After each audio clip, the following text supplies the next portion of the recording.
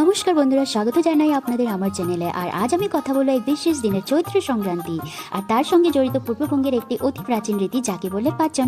চৈত্র সংক্রান্তি হলো বাংলা বছরের শেষ দিন। এর পর দিনেই আসে পয়লা বৈশাখ, অর্থাৎ নববর্ষ।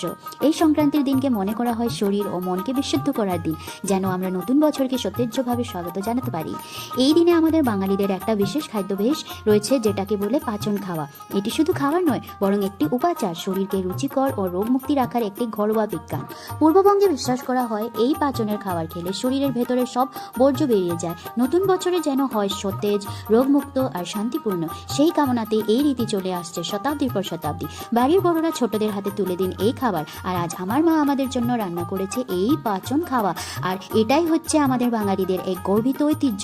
ভিডিওটা ভালো লাগলে অবশ্যই লাইক, শেয়ার এন্ড সাবস্ক্রাইব করে দিন। নতুন বছরের আগাম শুভেচ্ছা জানিয়ে আজকের মতো বিদায় নিচ্ছি। দেখা হবে পরের ভিডিওতে। ধন্যবাদ।